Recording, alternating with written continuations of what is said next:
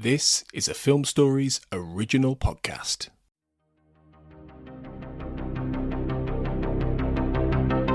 This is Writers on Film, the only podcast dedicated to books on cinema.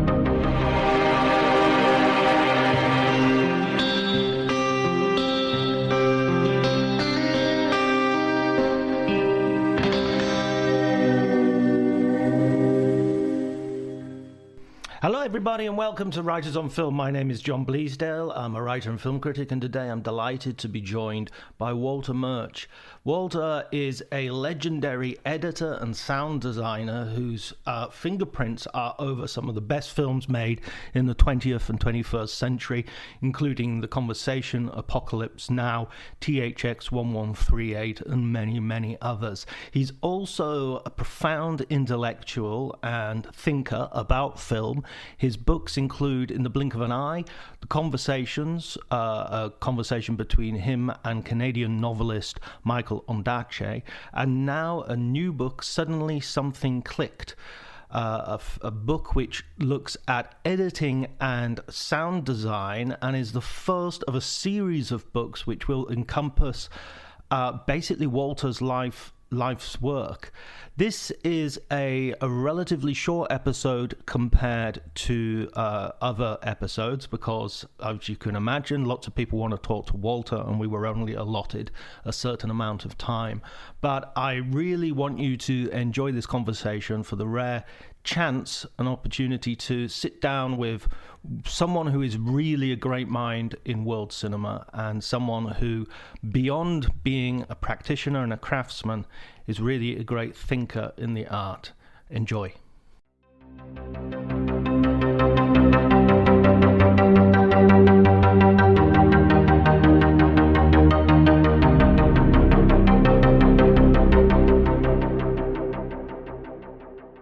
Well, first of all, welcome to Writers on Film. It's an absolute honor to have you here. Thank you for inviting me. The first book I read of yours was The Conversations with Michael Ondaatje. And so in a sense, I feel like I've already had a conversation. Right? Yes. Because I overheard that amazing conversation that you had after The English Patient.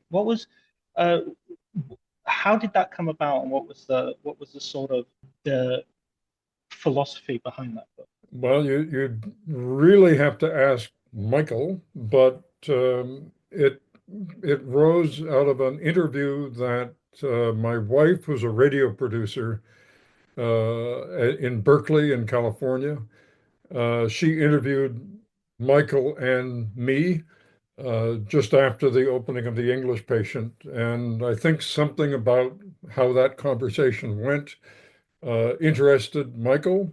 And he was also at a point in his writing where he wanted to step away from fiction and do something more fact-based.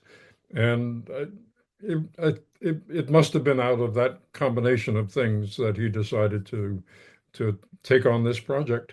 And so with Suddenly Something Clicked, your latest, this is more like a straightforward book that you're writing, but at the same time, there's nothing straightforward about it. It's absolutely, it struck me as an amazing, it had film editor in some way all over it, if you know what I mean. It's Right. Little quotes at the bottom of the page and then QR codes to send you off to watch videos and things. How did you come up with that sort of structure? Those two things, specifically the fact that I'm adding QR codes and that at the bottom of every page, every even numbered page has a quote. Every odd numbered page has who said it. I've been collecting these over the last 40 plus years, and I have a little box full of them that I slice up into what I call fortune cookies. And when I teach or give a lecture, I spread them out on the table and say, come and take your pick. So this was an opportunity to give the readers of the book a sample of what I would do at a lecture or a teaching. And the QR codes were something that seemed natural because we are where we are in the third decade of the 21st century. And if you're writing about a sequence in a film, which I'm doing, I want the audience to see it. If I was there in person, I just hit a button and we'd look at it together. So the QR code is that button, and it's just a way to make that available. And those ideas were present from the very beginning when I started writing the book in 2020. How does it feel as an editor to have your own work edited in terms of the book? I welcomed it. There were two editors on the book, Walter Donahue, who's the head of the film division at Faber and Faber, proposed the book. And so as I would write each chapter, this was not in the contract or anything, but just because Walter is a friend also. As soon as I finished a chapter, I would have my wife read it. She's an excellent judge of when I get too dense about something, she tells me to thin it out. And then I would do that, and then I would send that to Walter, and he would have some observations about it. And then there was a copy editor, Ian Barami, who is someone who works for Faber, and here it was down to the fine little details. I didn't write it in the order in which it appears. I would just jump around from lily pad to lily pad. And as I say in the introduction, this book is maybe a third of the manuscript that I handed in 1983, 2023. Um,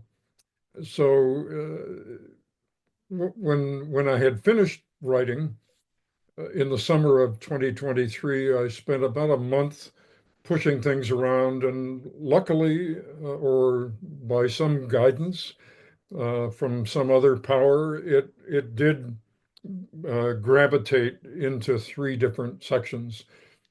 And the first section is the book that you're looking at now.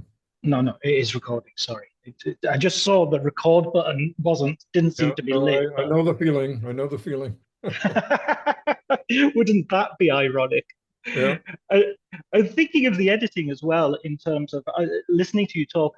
The analogy reminds me of what you talk about in the sort of finished film to footage shot ratio. There seems to be a similar process with writing. There's how much you write and then how much you actually end up publishing. Yeah, although in the case of a film, I don't know, to take Apocalypse Now as a good example, there were 230 hours of material to work with, and that was crafted down to 2 hours and 20 minutes, the original release. So that's roughly 100 to 1. Whereas in the case of the book, I would say the ratio is right from the beginning of the process to the end is probably it only shrank by maybe 15%, 10 or 15%. There are certain films that come up again and again in the book as sort of films where you seem to have your philosophy has emerged and you've learned how to do something. So obviously one of these films is The Conversation, which is your first film as an editor. I had the opportunity, I've seen The Conversation many times, but I had the opportunity of seeing it for the first time on the big screen in Bologna at the Cinema Ritrovato Festival last year. And it was so weird seeing a film which is set in a square, sitting in a square, watching it outside. Yeah. I couldn't help reading those sections of the book as well, and thinking of Gene Hackman's passing and how what a wonderful confluence of talent that film was. Yeah, this was the first feature that I had ever edited. I'd edited some commercials and I'd edited some short documentaries. I'd worked on features as a sound supervisor, and I'd watched editing being done, picture editing. But after the success of The Godfather, Francis wanted to put his stake in the ground and not simply go on to Godfather Part Two, but to produce this film, which was an original screenplay. And he turned to me and said, "Well, you certainly should do the sound for this film, but you really should also edit the picture." And I said, "That would be great. Why do you think?" And he said, "Well, because Harry Cole, the Gene Hackman character, he is a sound man, and this film is told completely from his point of view. And you're a sound man, and so you will intuitively come to the right decisions about how to put the film together." Of course, for me, I mean, it was a fantastic opportunity, but terrifying at the same time, because uh, here was the film that had just made more money than any other film ever at that point in time. And now, what is this genius director going to do next? Well, it's a film about espionage. And who's going to edit it? Well, he's got this young, inexperienced sound person to edit it. I wonder how that will go. I knew that the glare of publicity would be definitely on me if the film was not a success. So I worked very long hours. I took everything very seriously and tried to get as much inspiration from whatever source I could get. I was working with another very talented editor, Richard Chew, who went on to edit One Flew Over the Cuckoo's Nest and Star Wars. He was my associate editor on the film. And the out of that particular combination of things came the film. I mean, it seems like again that Francis Ford Coppola provides you with an opportunity very much as an editor because he's making so many films, but because he's shooting so much. Apocalypse Now, you talk about Apocalypse Now and being shot almost like a documentary at times, and that gives you a huge creative space in which to work as an editor. Yes, that's a thread that runs through much of Francis's work, that there were elements of it in The Rain People.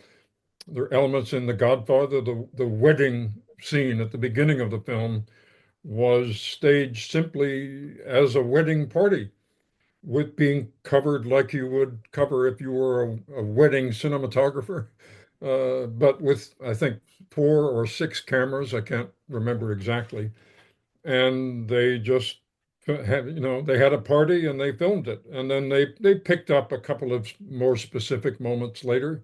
But yes, and the conversation itself in the conversation was also this free form event that was filmed by, again, 4 or 6 cameras in a real environment. With 95% of the people you're looking at in that section are just passersby. They don't know they're being filmed.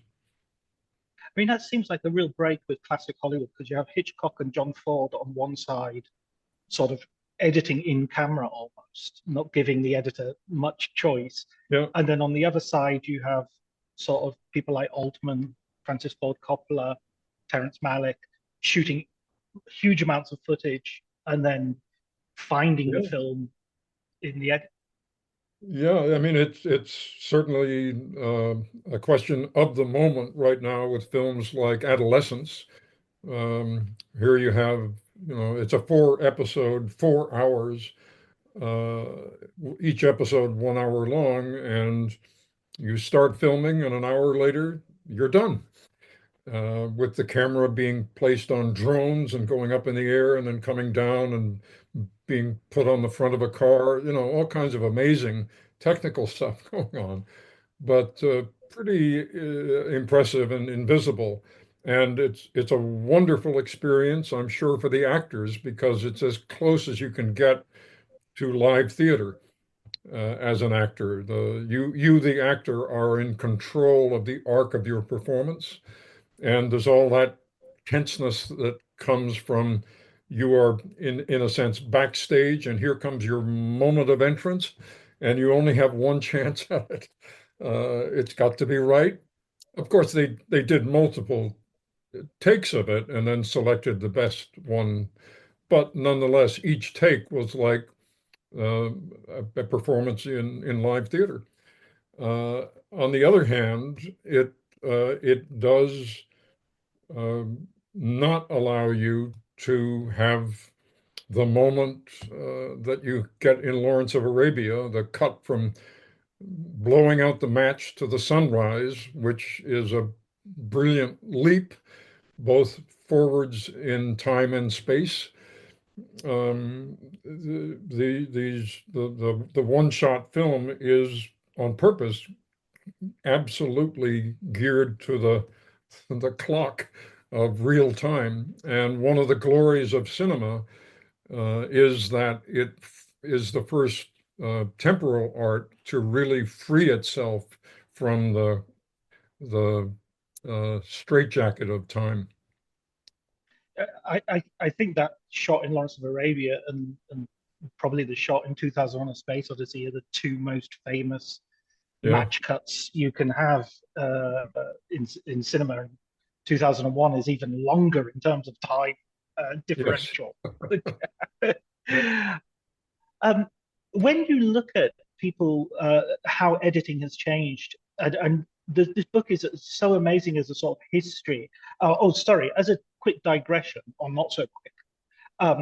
You sort of bridge the two, the sort of studio, classical Hollywood, and the 70s, when you go back and you restore Orson Welles' Touch of Evil. And there's a chapter in the book about that. I just wanted to ask you about that for a moment. How was that experience, and what you learned from it? It was a wonderful experience. It came out of the blue. It was just a phone call from somebody that I did not know, who had actually seen the conversation at the Los Angeles Museum film screening. And the man's name is Rick Schmidlin, and he had finally found the complete 58-page memo that Wells had written that was believed lost for many years. And reading the memo, he understood almost immediately that half of Wells's notes concerned picture and the other half concerned sound. And so he thought of me because I do both of those things. And I asked him three questions, which was, what condition is the negative in? What condition is the soundtrack in? And let me read the memo. And the soundtrack was in good shape. It was monophonic, but it was split into three streams: dialogue, music, and sound effects. If that had not been the case, I wouldn't have taken the job, because you have to unpick the tapestry of the sound to do many of the things that Wells wanted to have happen. It went very quickly. I think my participation in it maybe was 5 weeks at most. And Wells's memo left a lot of interpretation. He never talked about frames or time or anything. He just said, this needs to be shorter or something like that. This needs not to be so intercut. But he left up the decision about how to condense things and how to coalesce things that the studio had screwed up. He left to whoever was reading the memo. You talk about the wisdom of the hands Yes. in the book as well. That sort of almost like a musician, just and even practicing sort of hitting the space bar and checking that your rhythm is correct to where you're going to place the cut. Yeah, there's a line from Carl Jung where he says something similar to that if the hands can solve problems that the mind cannot. And basically, it means bypassing the frontal lobe of our brain, the logical part, and just allowing the brain's access to subconscious. Easy to say, difficult to actually do. But you do get into a kind of a stream state sometimes, both in writing and in editing and many other, arts, where you're doing things, but you don't really know why you're doing them. You're just letting it happen. And that certainly was there was a crisis in the conversation where Francis had already begun shooting Godfather Part Two, and I was editing the conversation, and we were having problems with the film. We would screen it for audiences of 15 people, and we had not yet found the happy medium between. Uh, Francis wanted the film to have a Hitchcock aspect and also a Hermann Hesse aspect, Steppenwolf, um, and those two things don't go together naturally. So how do you do that and make it a rewarding experience for an audience? So Francis basically, sometime in October of 73, he said, let's just shelve conversation until we're done with Godfather Part Two. My blood ran a little chilly at that moment because that would mean pushing the film. It would be at least a year before we would get back to conversation. So I went for a long run and decided on that run, no, I'm going to fight this. I called up Francis and said, give me another week. I have some ideas. I didn't at that moment know exactly what they were, but during that week, I just let my hands do the work, and it seemed to snap somehow. It suddenly something clicked. The title of the book. Yeah, and I took the film to where Francis was working up in Lake Tahoe, and he said, "This is great. Let's finish the film. We'll release it on my birthday, which is April 7th of 1974." And one of the big changes that you made there was inserting another line reading of the "He would kill us if he knew Yeah, about this." that was that change came This is another wisdom of the hands moment in the sense that the film was locked and I was mixing it, and I got to the next to the last reel. I was mixing that all alone at 5 o'clock in the morning or something, and I thought, I remember a line reading of Fred Forrest where he said he'd kill us if he had the chance, but he said he'd kill us if he had the chance. And I recorded that line myself with Fred and Cindy Williams. Um, and I think we did 4 takes. That was the fourth take. And I remember thinking at the time, uh-oh, that's the wrong reading. But now at 5 o'clock in the morning, I thought that it might be interesting so I scrambled around, found that line reading in the archives. This was all pre-digital, of course, and popped it in the film and took the film to New York, mixed to Francis, and explained to him what I had done, and he approved of it. And but so that was almost at the very last minute, that change. Because that's the bit of the film that I remember from my very first viewing of the film. Or I mean, viewing is perhaps the wrong word, given that it's Yeah. an auditory experience. Yeah, it's a cheat on the face of it because the whole premise of the film, right from the beginning, when Francis was writing the screenplay, was kind of an anti-Rashomon. Uh, the the pieces of the conversation that you will hear and see are exactly the same each time. It's just that as the film goes on, you know more and more, and so you interpret each of these moments differently. So here we are at the very end of the film, and I'm doing a sleight of hand thing, changing the line reading, which is forbidden. But I did it uh, because one of the problems that we were having, that we were trying to solve through many different pathways, was helping an audience understand that no, this boy and girl, young boy, young girl, are the murderers. They're not the victims. Harry thinks they're going to be killed. No, they are planning to kill somebody. Um, and if this were a Midsummer Murders type detective story, there would be a 3-minute scene where they'd be sitting at the pub talking about, oh no, that he thought this because of that, and this blah blah blah. But this was forbidden by the fact that this whole film is completely from Harry's point of view. You only know what he knows.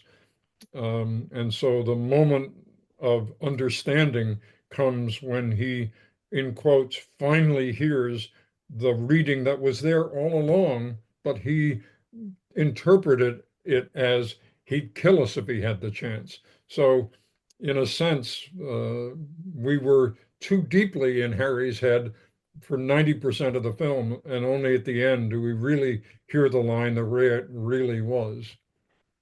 I mean, that totally worked. It totally fooled me because even after seeing it several times, I always assume that I've just misheard it the other times, Yeah, and the last hearing is the correct one. right. I'm assuming it's never changed. It's just my hearing of it has changed. Right. And that, so you're in Harry's head at that moment. That's what happens. Absolutely. Um, throughout the film, throughout the book, sorry, there is there's a sort of history of the changing of technology, and you're very open to the changing technical landscape. You know, you move on to digital, for instance, and even as you sort of quite lovingly describe sprockets and splicing and glue and cement and whatnot. Um, how do you look towards the broader technological questions of cinema today, such as the even into the distribution model of streaming? Yeah, this is a big change. I think there've probably been 4 big changes in the history of cinema, or in the history of motion pictures. Uh, so in 1901 was the invention of continuity editing in England, in Brighton, the so-called Brighton School of Yes. Filmmakers. Yeah. Um, and that gave cinema wings. It could now take off, whereas Louis Lumiere, famously in 1897 or something, an investor wanted to put money in his invention, and he said, "Don't bother, this is an invention without a future."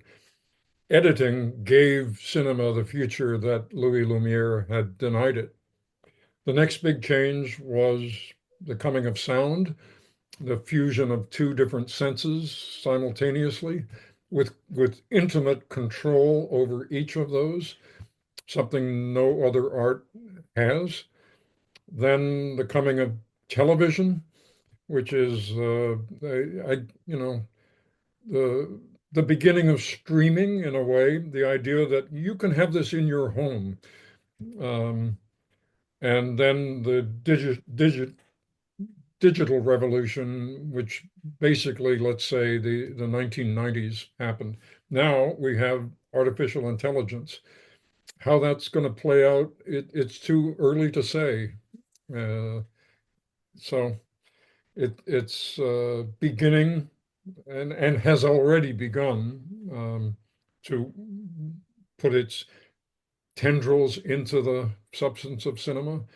Streaming is basically the natural extension of having television.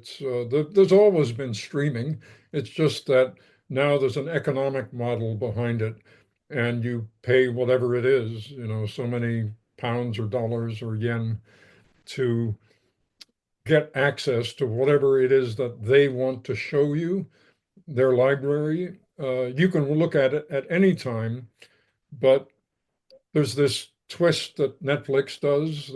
There's some ungodly relationship between the New York Times and Netflix, where every month or so, the New York Times says, here are the films on Netflix that you must watch before they disappear. How, are they being So paid they to do that? It's a strange thing. But so there's this, I better watch it soon before it disappears. Um, I, I, I prefer nostalgically the original Netflix, which was based on DVDs and Blu-rays, where you had infinite, virtually infinite access to whatever you wanted at any time. Whereas now with Netflix, it's more restricted. Yeah, I must admit, I'm a big fan of Mubi as the sort of a curated streaming Yes. experience. But Yeah, even there, it's I, like, I, I, in writing this book, the other occupation I had was I was the supervising editor on a 9 episode series by the South African artist William Kentridge. Um, and it premiered in Venice, actually, in April of last year. 9 30-minute episodes on what happens in an artist's studio. And that is now streaming on Mubi. oh, excellent. Okay, I shall check it out. Check it Yeah, out. Um, your experience as a director, you've directed one film, Return to Oz. right. It's a wonderful film. By many people, it's seen as a real cult classic. I would concur with that. Um, Quite a dark vision, it has to be said, Walter. Yeah, it's true to the books. Uh, Right. the 1939 film was a vaudevillian incarnation of The Wizard of Oz, the book which was written in 1900. He wrote, Baum, the author, L. Frank Baum, wrote, I think, 12 books in the series. It was as powerful a series then as Harry Potter is now. One book a year for 12 years. Um, but the books have this aspect to them, very metaphysically intriguing suppositions, especially. I read those books when I was 6 years old, 7 years old, and that was another connection with the Return to Oz, the film, is that it's based on two books that I read right at the beginning of my formation of my relationship with literature, meaning books that had more words than pictures. There's a lot of what's in me was put there by L. Frank Baum in writing those books. And very politically subversive as well, Alfred Bauer. Yeah, it's his mother-in-law was one of the big female suffragettes liberation back in the 1870s. She was involved in the Underground Railway, getting slaves freed from the South. She was an honorary member of the Mohawk tribe in New York. In fact, she was so politically active that the other uh, people in the movement who wrote the book with her, there were 3 authors of that original book, they distanced themselves from her because she was so extreme. And he fell under her influence through his wife. And if you look at the politics of the land of Oz, it's a matriarchy. Military activity is laughed at, shown how foolish it is. An army with 17 generals and 1 private, all of that kind of stuff. And the hero is Dorothy, a girl, and she manages to outwit the monsters such as the Gnome King. in Return to Oz. Absolutely, absolutely. And so we're coming towards the end, and I wanted to also talk a little bit about the state of editing today and sort of some of the more recent examples. I was talking to the editor of The Tree of Life recently, and I was connecting The Tree of Life to Oppenheimer as a film that seems to be edited in where the conventional scene seems to be disappearing. You've got much more like a series of shots telling the story. And I just wondered, he was talking about how they would often use the very end of shots, that they would actually cut out the whole of the scene and just use the very end of each scene with no dialogue. That's why Tree of Life is very dialogue free. When you look at that sort of picture, Tree of Life, Oppenheimer, which are experimenting a lot with pushing editing, how you feel about it? Well, as Bella Balash says in the book, cinema is the only art whose birthday is known to us. It's very, very new in human experience. And as we were saying earlier, it's not an art, it's a meta art. It's a portmanteau of all different kinds of arts that all have this kind of uneasy coherence within themselves. And I think what you're talking about is allowing that slight incoherence to have a say and to pass that on to the audience to allow them to make up their minds. And I think that's a very profound way of thinking about where cinema is most effective. It's so powerful as a representation of reality that the danger is that it can crush the butterfly of its theme by its very power to represent it, and that it has to find, wherever it can, metaphorical situations that are slightly dissonant with each other, and to allow the audience to make the final completion. And when that is achieved, the really kind of intriguing thing about it is that although the person in the audience is making the connection, they project that connection onto the screen as if it's coming from the screen, not from them. And so the film now has this personal aspect to it. How does it know my secret thoughts? Well, it knows them because you projected them onto it. So that's that thing. I think I refer to it in the book as this paradox of mass intimacy. It's a mass medium, but you want each person to feel that the medium is talking to them in a dialect only they really understand. I wonder if that's what Kubrick was hinting at when he titled his last film Eyes Wide Shut. There's this idea that you're in the dark, and in your book you talk about how you're blind when you move your eyeballs. We have shutters in our eyes the way I'm trying to recall a quote. I think it was during what's his film about? I've just blanked for a moment. The film about the Vietnam War. Full Metal Jacket. Yeah, Full Metal Jacket.